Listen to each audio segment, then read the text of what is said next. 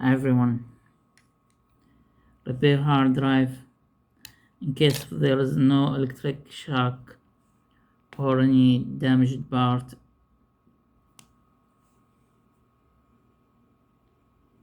How you can identify the problem and repair it. First of all, in case if you measure all the component and you didn't find anything shorted, then you must be checked by lenses like this or microscope.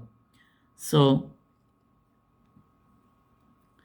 maybe you can find this connector is bad, or there is a corrosion here because of the years and moisture, and that's what happened with me. I measure all component fine, and there is a corrosion here and also some corrosion on this capacitors because of moisture and because of the years. This hard drive is old drive, and also in many cases the hard drive will be old, and because of the weather, and also in case the hard drive is not used for a long time, the PC itself is not using for a long time. So what we will do, first of all, we will clean it by this screwdriver smoothly with this connector, and also we will put the grease on all parts except this connector, because the grease will protect this component, capacitor, ceramic capacitor, and also resistance, because the corrosion of solder, of salt tips of this solder, if it corrosion for a long time, it will not connect it perfectly, and also in some cases there